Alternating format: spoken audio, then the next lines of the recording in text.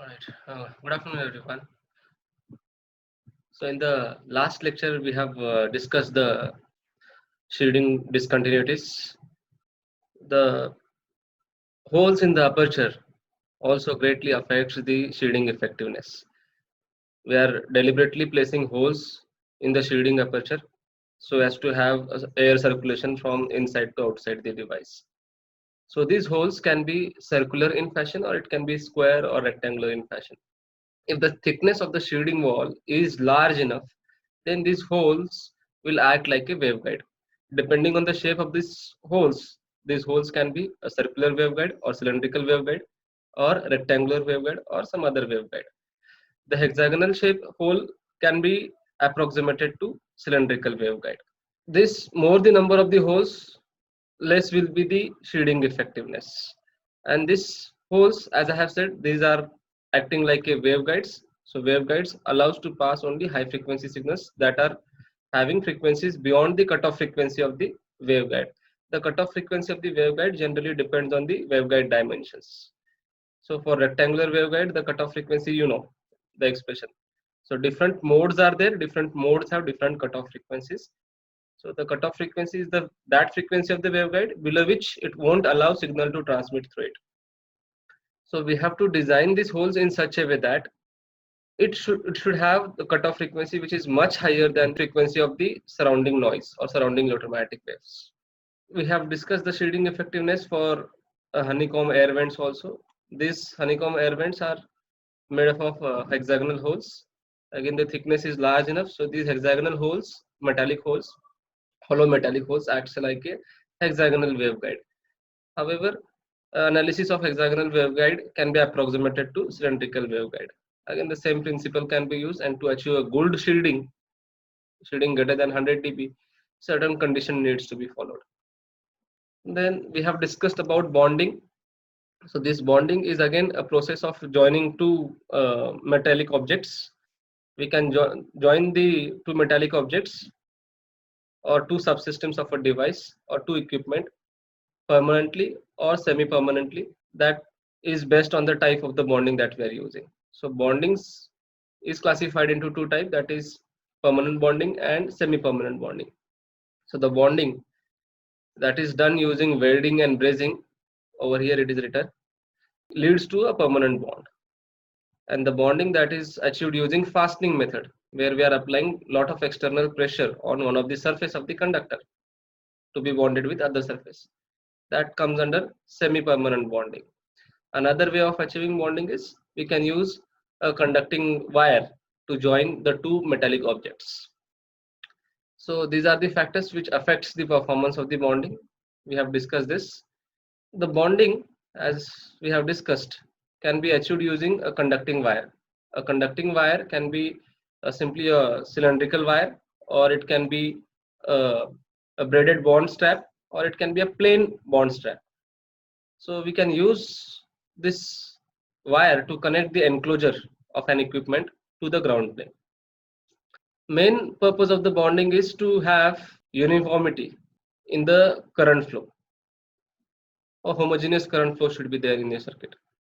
So this particular bonding wire that we are using to connect your enclosure with the ground not only offers resistance but also offers inductance. We have studied this in microwave engineering, that the piece of small short circuit transmission line gives you inductance. And if you increase the length of the short circuit transmission line, which is nothing but stub, the inductance offered by that stub goes on increasing. So this wire, which we are calling as a bonding strap, it can be cylindrical, it can be a bond strap, which is a flat wire, or it can be a braided bonding strap. So this wire offers some inductance and then some resistance that depends on the length of the this bonding strap. More the length of the bonding strap, more will be the inductance offered. And also, obviously, it is a conducting wire, so it will offer some resistance. The resistance offered by this wire is rho L by A. L is the length of the bonding strap.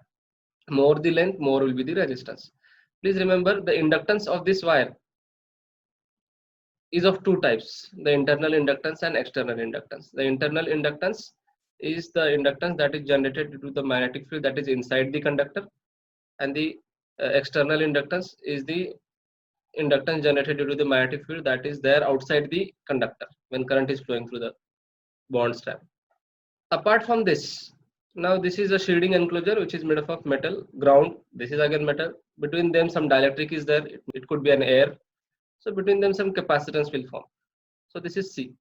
So when I'm adding a bonding strap, I'm having L and R in series, that is getting generated because of this conducting lead, and also C is there between the enclosure and the ground plane. So L and C are as good as in parallel with each other. So by adding a bonding strap, a conducting wire from enclosure to ground plane gives you additional parallel LC circuit. Parallel LC circuit, you know, the resonant frequency of series LC and parallel LC circuit is given by this. Resonant frequency we can calculate by a resonant condition, that is XL is equals to XC. So we are getting this resonant frequency. So when L and C are in parallel, what happens? At resonance, the impedance is maximum. When L, you can see over here, this is the equivalent circuit of that conducting bonding strap that we are using to connect the enclosure with the ground plane. The inductor and capacitor are placed in parallel. So here the impedance at the resonance is maximum. So impedance at the resonance is maximum, resonant frequency is maximum. That means at resonant frequency, this particular bonding strap that we are using to connect the enclosure with the ground plane will act as an open circuit at resonant frequency I'm talking. Because at resonant frequency the impedance is very high or maximum, because L and C are in parallel. So whenever L and C are in parallel, impedance will always be maximum at its resonant frequency. When they are in series, impedance will always be minimum at its resonant frequency. So this bonding strap will act as an open circuit at resonant frequency. Therefore, we have to reduce the value of the L and C to increase the resonant frequency of this bonding strap. The resonant frequency of the bonding strap or bond strap should be much higher than the equipment frequency, equipment operating frequency. So that at lower frequency, this bonding strap is having quite low resistance, low impedance, we can see. So very high current will flow through those bonding strap. So the purpose of the bonding strap will be served. So we have to reduce the value of the inductance and capacitance, either inductance or capacitance or both, whichever is possible. So the inductance offered by this wire depends on its length.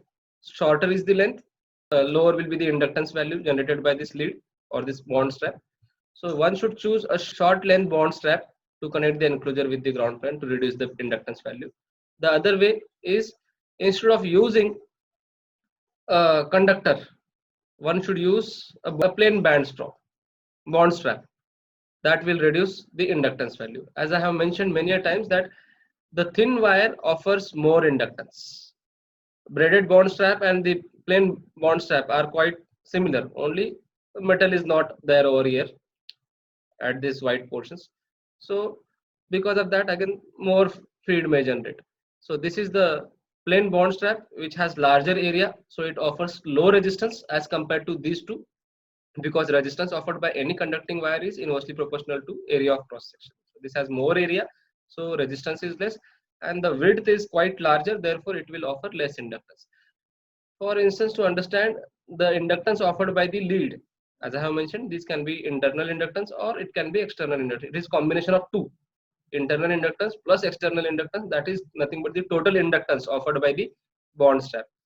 So if you look at the final expression of the internal inductance, it is dependent of frequency and it is inversely proportional to radius of the conductor, where A is nothing but the radius of the conductor that we are using. So more is the radius of the conductor or diameter of the conductor, lower will be the inductance offered by the conducting lead. So the conducting lead with smaller diameter offers larger inductance. This two factor, please remember, in our case this two factor will not be there, because this is calculated with respect to the two leads of a resistance, and external inductance is independent of frequency. So what I wanted to tell you is, whenever there is a thin conductor, it offers high value of inductance. So to reduce the value of the inductance, what we can do, we can use conductor which is bond strap conductor which is having larger thickness, so it will reduce the inductance value, and which ultimately increases when I'm reducing the inductance, which ultimately increases the resonant frequency of the bond strap, so that this bond strap will act as a low resistance path for the ground current that is flowing from the shield to the ground plane. So this resistance calculation is for the circular conductor. This calculation is for the circular conductor, and this is for the rectangular flat strap. Both the expressions are quite similar. You can see the inductance offered by the rectangular flat strap is again directly proportional to the length of the strap we are increasing. Obviously inductance will increase, and width of the strap is nothing but kind of diameter of the conducting wire. So more the width, lower will be this factor, lower will be this factor, and ultimately eventually this factor will be low. So inductance is inversely proportional to the width of the strip. The smaller width conductors offers more inductance. So these are the AC and DC resistances offered by the flat rectangular bond strap. General guidelines for good bonds are, you can just go through it. All the bond surfaces should be smooth and clean, and no non-conductive finishes should be given at the contact. One may use some other type of bonding material, epoxy resin kind of material, to have a proper finishing to the bonds. That will lead to improper bonding. So the fastening method must exert enough pressure to hold the surfaces in contact. Obviously, the pressure offered by the fastener should be between 85 to 110 kg per centimeter square in order to have two metals in contact with each other. So that pressure should be maintained. To avoid the corrosion and intermodulation generation, bonding should be made with similar metals. It is obvious that the two metals that we are using should be similar, so that to avoid the potential difference, resistance difference, and the corrosion effects that are happening because of dissimilar metals. So replaceable washers should be used when joining with nuts and bolts.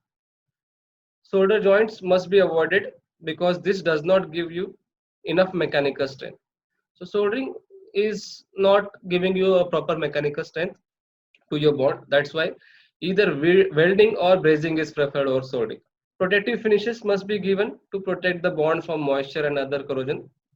We can use a flat bond strap to reduce the inductance of the wire that we are using to bond the enclosure with the ground pin. The ratio should be, the ratio of length to width of that bond strap should be less than 5:1, so that the inductance offered by the bond strap will be less enough, and it will resonate at very high frequency that will be higher than the equipment operating frequency, so that the bond strap will act as a low resistance part to the current. So some other guidelines are there that you can just go through it. These are straightforward guidelines that you have to understand before bonding. What is the need of this EMI EMC? Why are we studying this? So EMI EMCs are required whenever you are developing any type of product. So generally, as a final year students, we are ending up with doing prototypes of your final year projects. If you want to earn money, if you want to go with the startups, you need to convert your prototype into a product. And that product you can launch only when it is certified by some regulatory bodies. So several numbers of tests are there that your device must undergo, and your device must pass those tests defined by the regulatory bodies. Then only you can launch your device for commercial applications as well as for military applications. So these EMI EMC, electromagnetic interference and electromagnetic compatibility tests are there that is applicable for products. So different tests are there for a product that we are launching for commercial application. These are the different tests. Other tests that are there for military applications, naval applications, air force applications. These are the tests. The requirements of these tests are different for different applications. Obviously, for military applications, the requirements are quite stringent as compared to commercial applications. The number of tests that your device should undergo, that depends on the type of your device, the application of your device. So a set of tests are there. For example, for commercial application, radiated emission test is there, conducted emission test is there, radiated susceptibility test is there, electrostatic discharge test is there. The transient test is there. Surge immunity test is there. So these many tests are there. So radiated emission test means your device, whichever device you have designed, the device should not radiate electromagnetic energy into the space. However, it is going to radiate energy. We have discussed it. So the radiation generated by your device should be as less as possible. Radiated emissions means the electromagnetic interference generated in the form of electromagnetic waves. Conducted emissions can be in the form of electric field or magnetic field. So radiated emissions should be measured in far field. That means your device will be there, which is under test, equipment under test, and a receiving device will be there to measure the radiation happening from your device, and the distance between the equipment under test and the receiving device has to be greater than 2d square by lambda, because we are measuring radiated emission from your device. So radiated emissions or radiations will happen only in far field. Far field is a region which is greater than 2d square by lambda from your device, where d is nothing but the largest dimension of your antenna. And conducted emission should be measured very close to your equipment. Conducted emission is nothing but the emission in the form of electric field or magnetic field that is getting generated because of the current flow through the conductors. So this should be measured in near field. Then the susceptibility of your device should be measured in the radiated susceptibility, conducted susceptibility are there, which needs to be measured. Then the ESD test is a electrostatic discharge tests are there.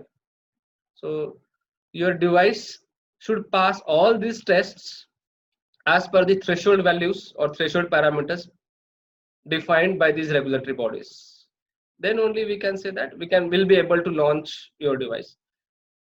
And surge arresters we may have to use in our device to avoid the over voltage transients that may happen in your device due to the internal or external events. The surge arrestor means an equipment or a component that we are using to protect your device from very high potentials that are getting generated in your device, maybe because of internal events or external events. So in overhead transmission, and you might have seen insulators are there, round insulators. So those are nothing but the surge arresters. So that is again another test that depends on the type of the product that you have developed. Then these are the tests that are applicable for the military applications, naval applications, air force applications. Radiated emissions, RE. RE stands for radiated emission. So several tests are there under radiated emission again. So different tests have different parameter measurement, and those parameters must be much below the parameters set by the governing agencies. So RE 101, 102, a series is there, but for different product, different tests are applicable. So conducted emission, these tests are abbreviated as CE 101, CE 102. However, these are not the only tests under conducted emission. Many other tests are there. Similarly, radiated susceptibility tests can be abbreviated as RS 101, 102. Conducted susceptibility, CS 101, 109, 114, 115, 116, and all. So these are the number of tests your device must undergo before launching it for military application. So how to measure the radiated emission that are happening from a device?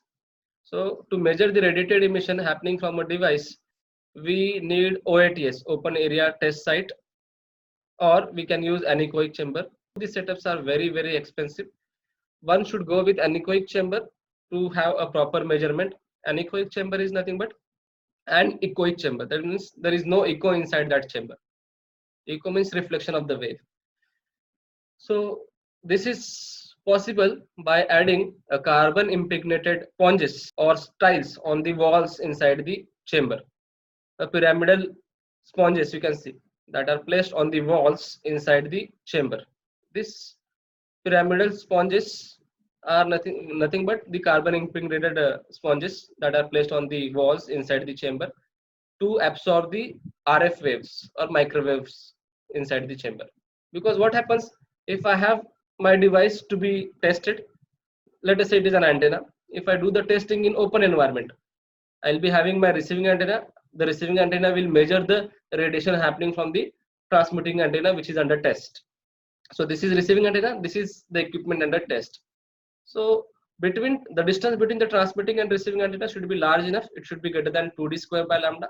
Then only EM waves will take a shape, and we can measure the radiation happening from the transmitting antenna. And there should not be any obstacles between the transmitter and receiver. But lot of obstacles are there. This antenna is not radiating its energy over one point. It is radiating energy over a region like this. So obstacles are there surrounding to the transmitting and receiving antennas. So some of the waves that are going to some of the obstacles, and they are again reflecting and then coming back to the receiving antenna. So at the receiving antenna, only one wave is not coming. Multiple waves are coming because of the reflection happening from the surrounding objects or obstacles. And because of that, what happens? At receiving antenna, multiple waves are coming. A multipath propagation is happening. And the result of multipath propagation is known to you. Fading. Multiple waves are traveling multiple paths and reaching the receiver at different time intervals. So those waves have some phase difference, and because of the phase difference, what will happen?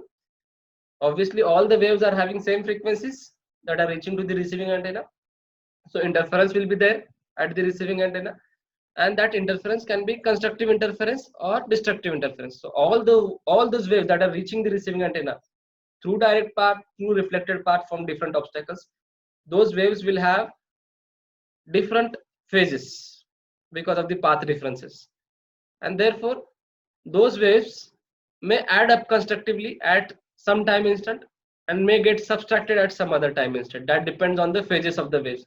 If the phases of all the waves appearing at the receiving antenna are same, then all the waves will add up constructively and will get a sudden increase in amplitude of the signal at that time instant. And at some other time instant, you may find that the phases of all the waves appearing at the receiving antenna are exactly opposite. In that case, destructive interference will happen and sudden decrease in amplitude of the wave will be observed. So depending on the phase differences between the multiple waves that are appearing at the receiving antennas, the constructive and destructive interferences will happen between the waves, and addition and subtraction of the waves will happen as a function of time.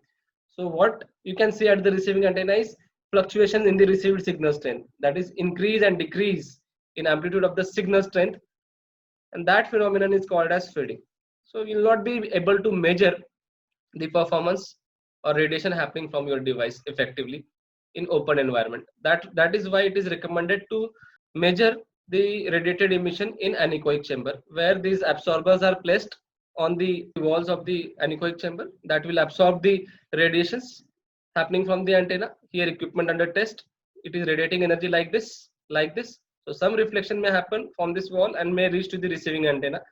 So these walls are absorbing those waves, so reflection will not happen. So you can measure the performance of your device properly. This is how one can measure the radiated emission. The anechoic chamber, this is how it will look like. It's a shielded chamber. A metallic casing is there from outside the chamber to protect the chamber from outside or external electromagnetic interferences. So metal shielding is there, that's why electromagnetic wave cannot reach inside this chamber. So other waves may not affect the performance of the testing. And these are the RF absorbing materials that we are using on the walls. This is tilted because this material is placed on the door of the anechoic chamber. So this is the door. Then several EMI probes are there to measure the conducted emission happening from the devices. All devices are made up of conductors. So whenever current is flowing through conductors, some magnetic field will be produced. To measure the magnetic field, the different EMI probes are there. For example, if we are considering television, on the back side of the television, lot of probes are there, lot of ports are there that are kept open. So it may happen that a small kid may insert his finger into those probes. By inserting finger or any wire into those probes, it should not be harmful to the people or to the kids. So those tests are there to avoid the electric shocks that may happen from the open ports kept on the device. So different probes may have different diameters. Even in mobile phones, lot of holes are there. One hole is there for charging, many other holes are there. Different probes have different diameters. So simply we have to insert that probe inside those holes of an equipment, and we have to measure the radiation, electric field, magnetic field, current, EMF and all. And those radiation or those parameters should be much below the threshold defined by the regulatory bodies. So this is a magnetic probe that is again used to measure magnetic field near to a conductor. And these kinds of probes are again used to search for leakage at the seams. Seams means joints and apertures of a shielded enclosure. So you need to place these kinds of probes next to the holes, next to the shielding walls, and that will tell you what is the magnetic field that is passing through those shields. And that magnetic field that is passing through the shields must be much below the threshold that is set by the regulatory bodies. Another magnetic probe is there that is made up of a coaxial cable that we can move on the top of the PCB, close to the PCB, that will measure the hot spots where strong magnetic fields are there. And those again should be much less than the thresholds defined by the regulatory bodies. So different types of the probes are there. We have a movable joint over here. So many times the probes are not accessible. So that's why these movable joints, movable probes are kept. As I have mentioned, the device must undergo different tests. So whenever you are designing any device, and if you want to launch that device all over the world, then designing this device blindly will not do. Because in India, the temperature range varies from say 17 degree to 50 degree. And if your equipment is designed accordingly, then it may not work in other countries where temperature goes negative. So the device must work effectively in all temperatures. So the device must undergo the temperature test also. Then touch current test, HV test, insulation resistance test, ground bond test, the bonding we have studied, whether the bond is proper or not. So all those tests are there, the test setups are there. For different test setups are there. And this testing is very, very expensive. So your device must undergo these tests, and your device must pass these tests. Then only one will be able to launch the device for commercial and military applications. Whenever high voltage or high current is flowing through your device, the performance of the device should not get affected. So for that, your device will be exposed to impulse waves or impulse source, where we will be having a strong voltage or current that is applied to your device at a regular time interval. The shape of the pulse can be square, can be triangular, can be sawtooth. That depends on different tests. So 3 to 6 impulses or high voltage pulses with interval of at least 1 second between pulses are applied between each of the following points. So these are the different points of the device where these impulses are applied, and the performance of the device will be observed. And the device should work effectively, or the performance parameters of the device should not violate the specifications defined by the governing bodies. So this is the impulse test setup, but this is not properly visible again. So this is the impulse, you can see, kind of sawtooth wave. This is the turntable test. If the mass of your device is greater than 7 kg, it should not fall over the surfaces. The device having mass greater than 7 kg is placed on this turntable, and this turntable is rotated at proper speed. And by rotating this table, your device should not fall over. Then this turntable is tilted by an angle of 10 degree, and again it will be rotated, and it should remain there on the top of the turntable. Then only I can say that the device has passed this test and it can be allowed to launch for commercial applications. If this is not happening, then the base of the device has to be redesigned so that your device should pass this test. So this is the history of the EMI EMC. So these are some of the mishaps happened due to the electromagnetic interferences.